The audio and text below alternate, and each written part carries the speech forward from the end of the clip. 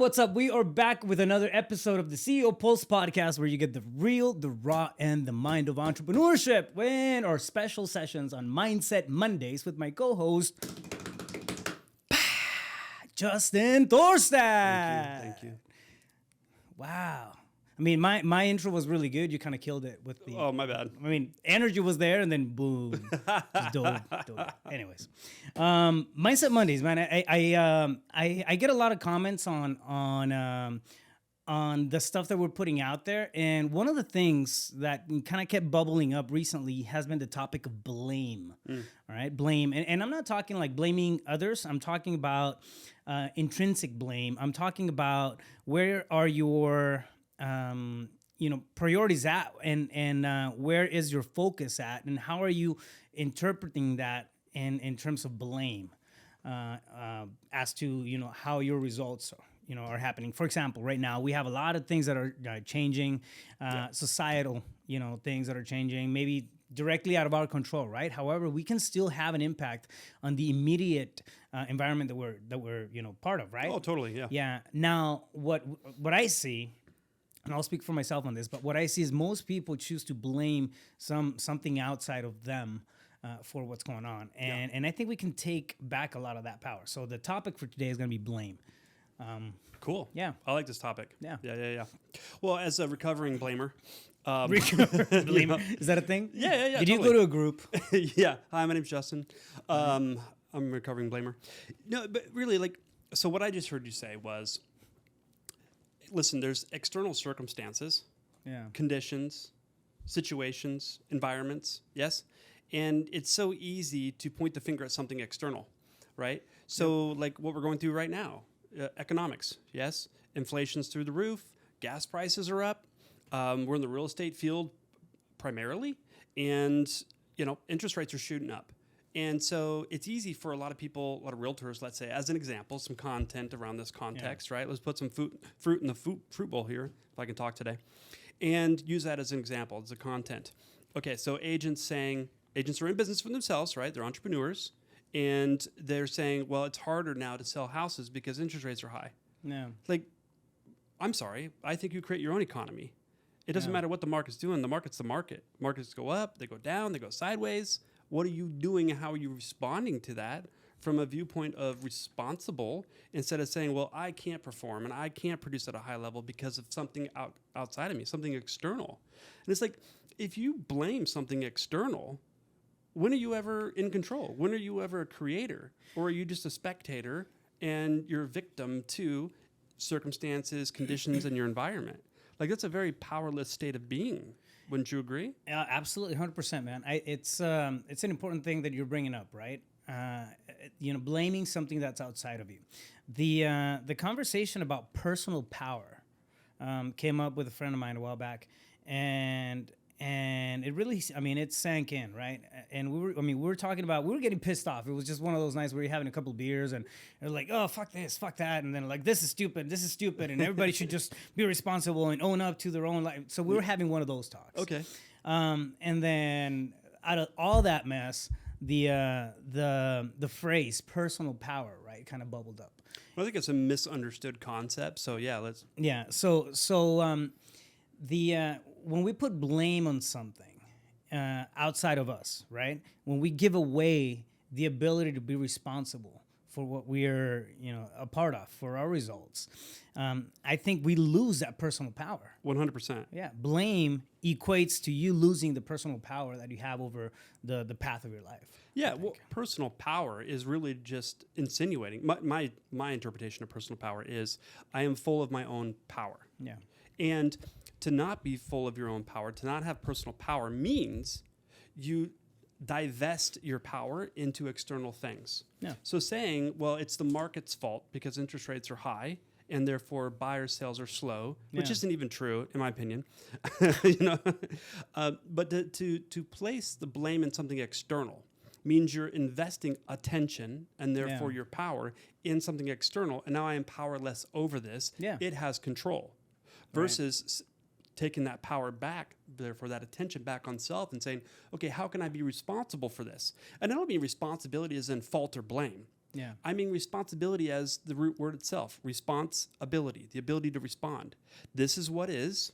Yeah. Let me drop my resistance to it, because if I drop my resistance to it, I'm no longer paying attention to being a victim to it. I take that power back, and now I have the ability through observation, through witness consciousness, to say, this is the environment, this is the reality. How can I respond to it? Well, and that's coming from a place of objective and full of your own personal power, because you're no longer giving it away to be victim to something external. Well, that too, and then I think we also have the when you drop that resistance to it, you have the opportunity to see opportunity within that mess, right? Totally, Otherwise, you can't. How can you shift your results, your life, your path if you're still stagnant on putting that blame on somebody else, putting that blame on outside elements, things just outside of you, and still expect to see opportunity. For example, right? I think it's one of the biggest things that entrepreneurs need to be aware of, right? That in every adversity, there's opportunity.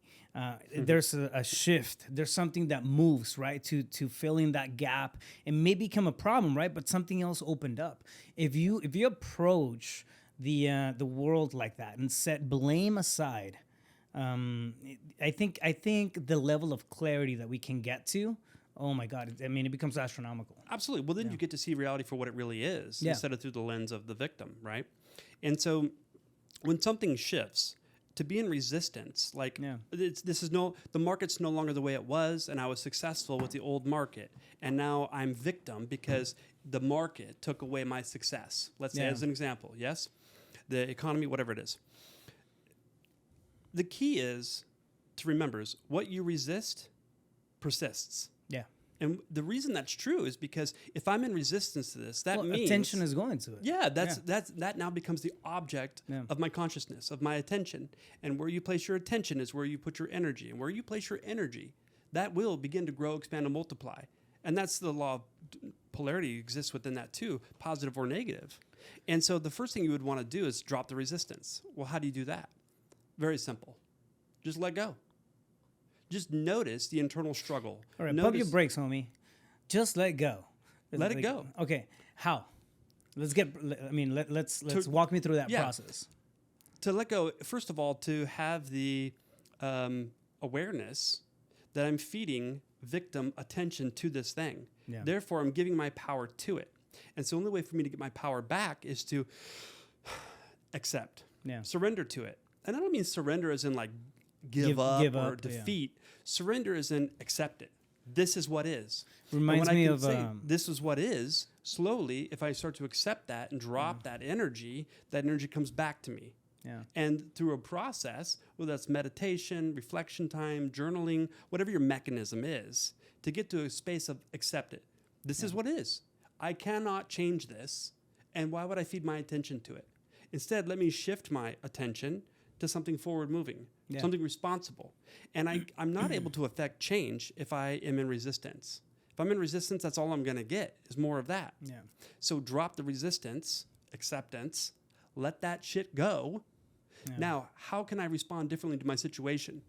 That's objectivity. And that takes some conscious thought. That takes energy, that takes effort. And that's why people don't do it. Yeah, and I think it also takes a big sense of direction, right? If not, anything's going to rock your boat. You're right on the money.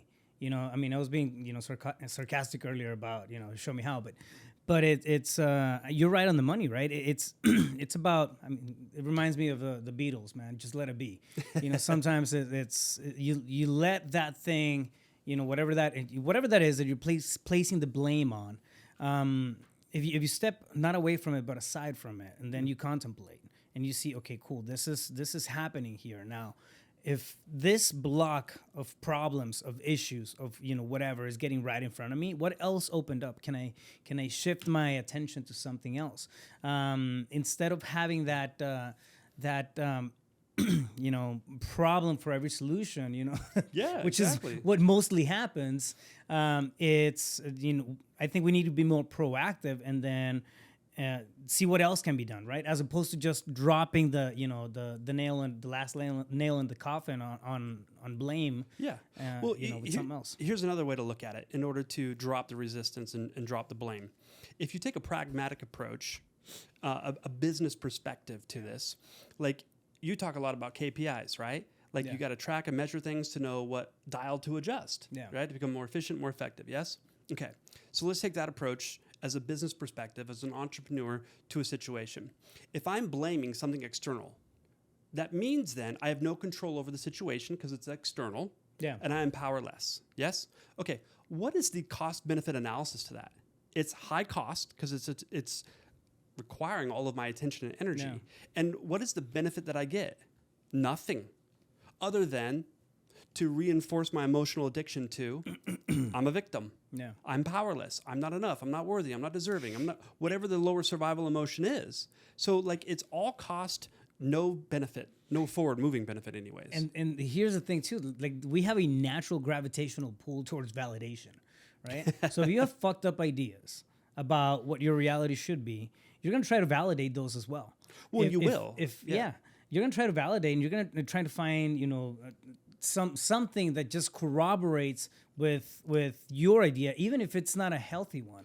We'll it's crazy how that works, but I've been on that spot many, many times. Well, and the reason it works is because it goes back to the ancient part of our brains, the limbic system. No. You have to be right.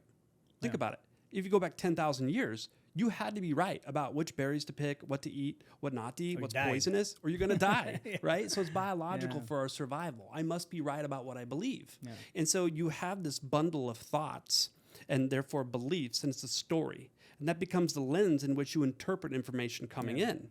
And so all other information that's not in alignment with the lens gets distorted or generalized or deleted, right? That's psychology 101. So then the point just becomes, okay, what's the lens in which I'm viewing this? And what's the story that creates that lens? And so if I'm a victim mentality, and I don't mean like you're truly victimized, I'm talking about that's the mindset that you have, is that external forces dictate your reality instead of external forces is reality, and let me just see it for what it is. Yeah. And when I can see it for what it is, not how I am, through my lenses, then I'll be able to see the beautiful gifts in there. I'll be able to see where I can pivot. I'll be able to see where I can respond differently, and that is powerful. So, what's your truth about who you are, what you are, how you serve? What's your mission? What's your purpose? Like, these are all truths to remind yourself. Like in the back of my shirt, through JT seminars. Like, what are your daily truths that you remind yourself of? One of mine is, I'm unfuckwithable. Mm-hmm. Meaning, you cannot fuck with me unless I give you permission or consent to do so. Yeah. Because you've been able to knock me off my center would then insinuate that I give my power to you. Isn't it crazy how much power we give away on a regular basis? Oh my God. Unconsciously. Yeah, exactly. To social media, to the news, to the driver that's in front of me. I mean, I've been guilty of road rage. Sure. I mean, not like in a crazy, I'm going to kill you, kind of way.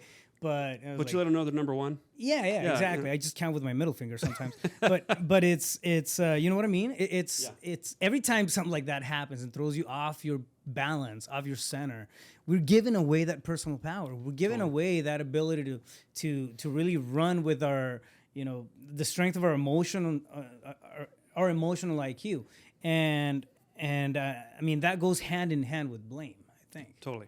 Well, I just got off a phone call with someone that I was coaching. And this person was stuck with a problem and placing the blame on something external. And through my conversation, I was attempting to articulate how this person could look at the situation differently and get into different action. Like, here's a solution. And then it's like, oh, I already tried that. But did you? Because you didn't do it the way I just told you. Yeah. And it just broke it all down. And it was still, no, I'm powerless and I cannot affect change out of this. And it's like, well, then stay victim. Like, I'm not sure how to support you with that. I just broke it down and gave you a pragmatic step-by-step and explained why that would be of value and why that's different than how you've been and how you've done it. And I can notice a little bit of agitation coming up, like, If I get triggered by this, now I just give all my power to this person and they get to call the shots and determine my emotions. Why would I want to do that? Yeah. What's the value in that? Yeah. What's the cost-benefit analysis here? Well, it goes back to the same thing, right? You stand back and you become a spectator of that situation. If that's the case, it's nothing. Here's the thing: when somebody, I feel like when somebody I don't know, we have haters on social media. If you have haters, you're doing something right? If you don't have any haters, you're not well known Yeah, enough. exactly. Yeah. So it's a well-known thing, and it used to get to me. It used to bother me. Like man, I'm doing things wrong, and it just like affect me emotionally, right? It's crazy. But it's people who they don't know you. Now the thing about that kind of thing is it's not. When I understood when I understood that, a lot of things made sense. That person has no idea who I am at a human level, right? No. And I'm just using that as an example, right? But the same thing goes for everywhere else. The same thing goes for. I mean, yes, we have social media, but if you're talking relationships, if you're talking friendships, if you're talking, a lot of times, the reaction is happening just on that side, and then they're reacting to whatever thing is happening immediately in their environment, and then we just become that sounding board, right? Totally. And if you're a sounding board and you're giving a lot of power to that other situation that's happening that's outside of you, what happens to you? Like where's your your will to be you, right? Where's your truth? Yeah, and you won't even be there to have that awareness if you're giving your power away to that external thing. Yeah. That hater, for example. And besides, haters is a good thing too. Because a lot of people, entrepreneurs, don't want to get on social media, don't want to make videos because they're afraid of the criticism and the opinions and judgments of others. Yeah. It's like, great, wonderful. There is your bundle of beliefs, your belief systems playing out in action. You care more about the opinions and judgments of others than you do about the opinion and judgment you hold of yourself. Because if you cared more about the opinion and judgment of yourself, you'd be paying attention to that, and then you wouldn't be able to hear all the noise on the outside. You know what I mean? Yeah. Besides, when you got haters on social media, let's think about that for a minute. They don't know you.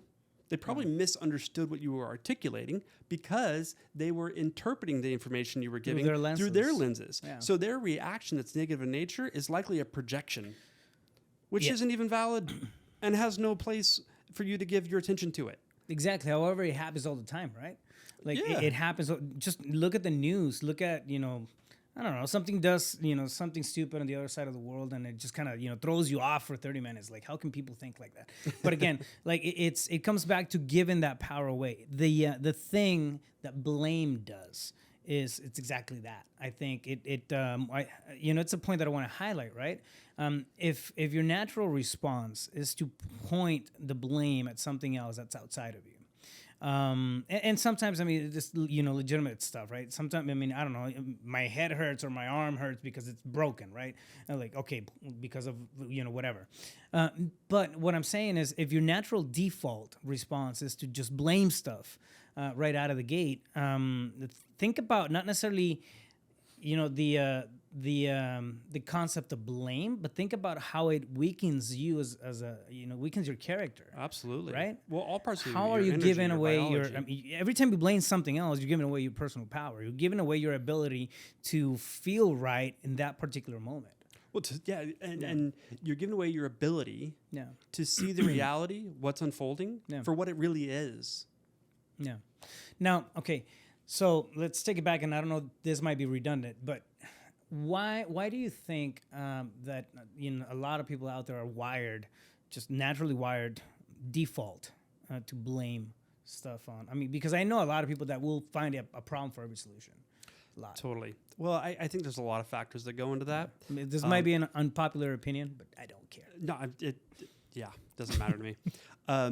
Why are people hardwired to be victims? Well, I believe it stems from, more of the lower level of consciousness, self-awareness, that, we are divine beings having a human experience. We're not a body with a spirit. We are a spirit that has a body. And so it's this slow pace of human evolution and the evolution of consciousness, not in a biological manner. Like, we don't need to sprout a third arm to be more efficient beings, right? Yeah. We need to elevate our consciousness, our sense of self-awareness, our sense of connection with one another, like we're all connected. And so with that more primal state of consciousness, it's easier to say, okay, well, I'm this flesh puppet moving through time and space, and I need to get as many resources as I possibly can. And if I'm not able to, or something is taken from me, I'm a victim, and powerless. Like it's that scarcity mindset versus the abundance of there's plenty to go around. All my needs can be met and then some for everyone. Yeah. And that's just an involvement of consciousness. But if you know, I was sitting down watching TV last night, and there were some previews for some like reality shows that are made up. The sole intention is scarcity and drama because that's what a lot of people want. And it's like, it the more information, it sells. It sells. And it kills it's me. like the more of that is pushed out through TV, social media, talking with your friends, like the more that spreads. But I do believe hive mind, like we are all one mind. And it just takes each of us individually to be responsible and elevate ourselves in our own consciousness and evolve that state of awareness, because that too contributes to the collective to move the needle forward in our evolution as beings to become more conscious. Yeah. I don't know if that answered your question, but yeah, well, yeah, to a degree, I think. But no, I agree with it. I do think that here's the thing, once you find your truth, and that can be, I mean, it's a big conceptualized, it seems esoteric idea, but it's not, right? Finding your truth, like what the fuck does that even mean, right? But once you find, I don't know, you call it your direction. Not even, I don't like to use the word purpose because I feel like that's heavy.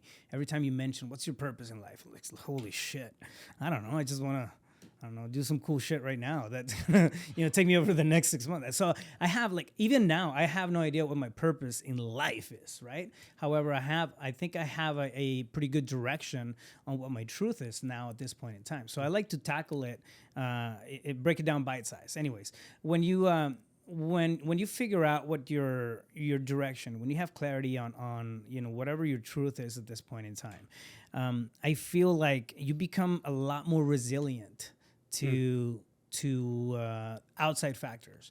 You become a lot more resilient to opinions, to becoming part of the status quo, and at the end of the day, like it really becomes that essential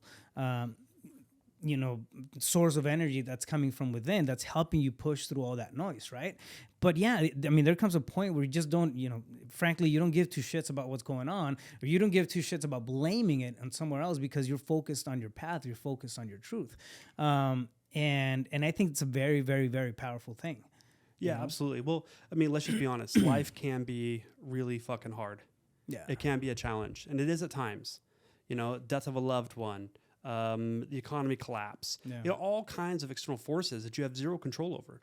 And so when you know your truths, and I do have a purpose, so I know my truths, I have assigned a purpose, I create a mission around that about how I'm going to move the needle forward to fulfill my purpose, and then a vision of what the end result looks like. Like it's a sequential order of thought to say that again, break it down again.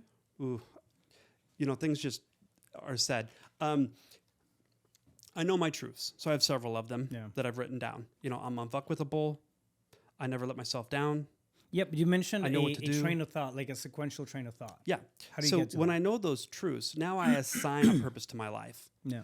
And I just believe that your purpose is something that you identify, that you create based on your pain points. Yeah. So if you look in your past and your pain points, like what are some of those things that you have transcended or you desire to, and that becomes a purpose. Yeah. You know what I mean? Like my purpose in life is to move the needle forward to help shift the collective consciousness a little bit more towards heaven on earth and less hell.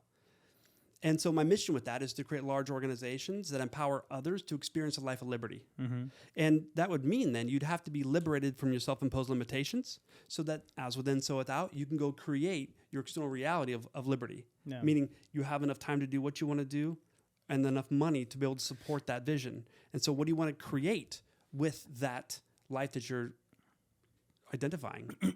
Yeah, I love it, man. Now, let me ask you this. As you were growing and developing yourself, right? Because it's a constant process. It's never ending.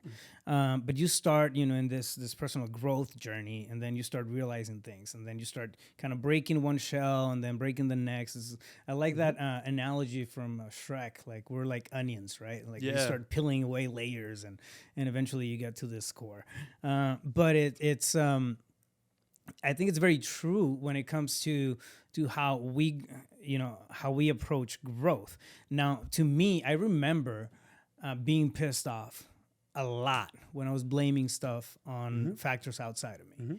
Gradually, I started to, take more responsibility for what my situation was. And this is me trying to build businesses, and this is me trying to, just claw my way through the next, venture or dollar, or whatever. And and I would. Like, it was a thing, like, oh, that would have happened if it wasn't because of this. That would have happened if it wasn't because of that. And I remember, like, being, and not that I don't do it. We have default wirings. Sometimes you go back to it. It doesn't mean that it erases from your being. Yeah.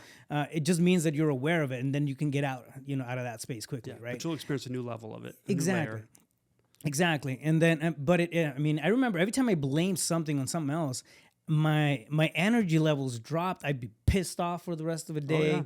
And it's not just, it was more of an scapegoat for my results when I was blaming something on something else. Absolutely. As opposed to saying, okay, fuck, it is what it is, right? Yeah. I'm going to let that be. It didn't pan out the way that I was. It doesn't matter how it happened. It happened.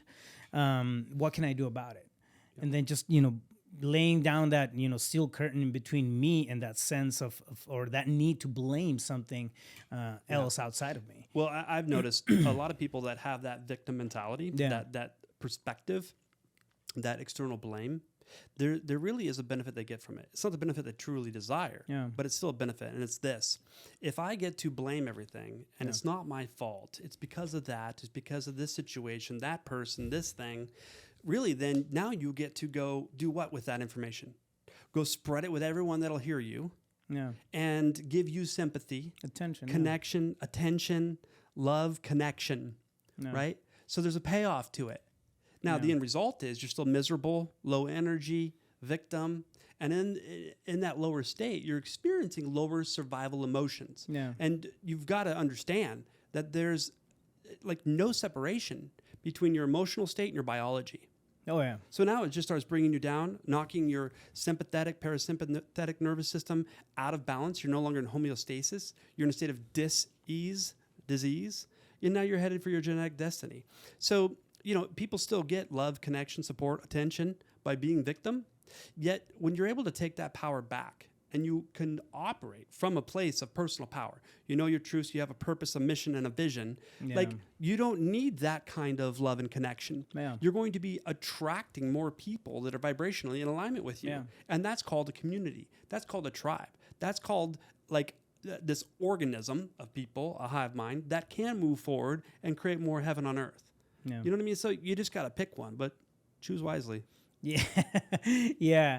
I think it's one of those things when you jump into it, it's very hard to look back. You can't unsee that. You can't unsee it, right? When you jump into that newfound sense of responsibility, that newfound sense of personal power, and you understand that you have the ability to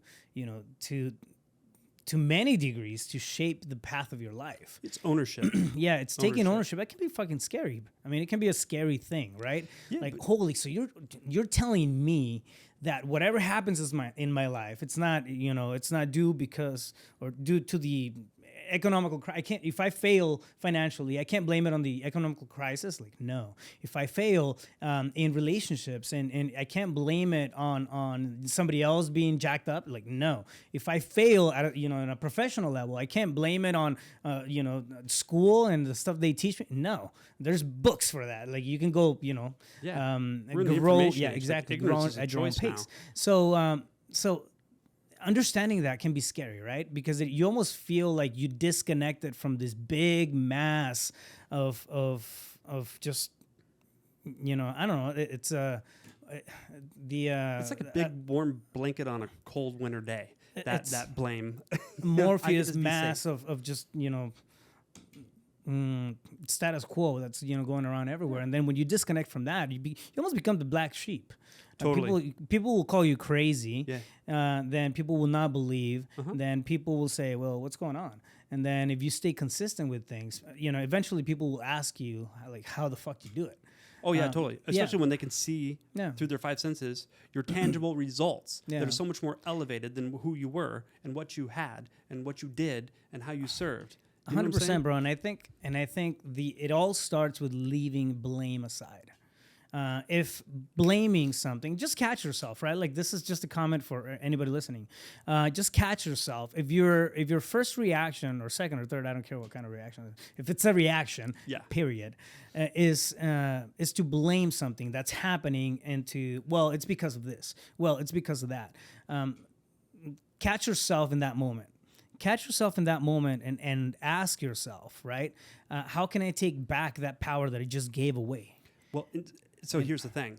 And ponder, like, how is that subconscious reaction, happening all the time, and how is it impacting your life, right? Yeah, in a negative way. Absolutely. And so the thing that I remind myself of is that my reactions are primal. Yeah. My responses are conscious. And so you just got to notice the quick thing that wants to fall out of your mouth, that energy of frustration, anger, resentment, whatever. Catch it, notice it. Yeah. Don't suppress it. Don't express it right away. Catch it for a minute. Become back present in this moment so that you can see it for what it is. And now respond through consciousness, through awareness of really what the situation is, instead of, that reaction was through my old lenses of that programming of, let's say, victim and blame. Right? Yep. And so, it can be heavy to take ultimate ownership of you and your reality. Yeah. However, but it's so liberating, bro. It is the path. It is the way. It's so the liberating. Keys to the kingdom of like, that means then I am in complete control of how I respond to my reality and adjust and pivot because I'm full of power in order to do that. If I give my power away, I'm powerless and I have no choice but to blame and go victim. Yeah, you can't, in our space, right? You can't play you can't play entrepreneur if you do that stuff. Not for very long. Yeah, you can't play entrepreneur. You gotta do entrepreneur. Yeah. Yeah, and that's a big part of it. 100%. So I love it, man. Good chat. Yeah, man. Good chat. I love that. Off the cuff. I think it was a great topic. Loved it. If somebody wants to get a hold of you, Justin, where do they go? Yeah, justinthorstad.com. Thorstad's THORSTAD. Plenty of things on there. Social media, of course, and my cell phone number, 602-348-8534. Love it. Do it every time. Crazy. And if you want to find me anywhere, you can find me at Rafael Cortez, CEO, on all social media. I'm pretty active on IG and all the channels. Also, check out the YouTube channel if you're listening to us on iTunes. And do us a favor, if you like the content that we're putting out there for you guys, there's a lot of effort that goes on. Giovanni's doing a lot of the heavy lifting on the back end. So let's help him feel warm, welcome, and loved. And drop a like, a share, and then send this out to somebody who you might think might benefit from any of the crazy stuff that we talk about. And comment, guys. Let us know what kind of other topics or things you might be struggling with or like some additional clarity on. We'd like to provide that value, of course. Boom. Until next time, stay focused. You got this.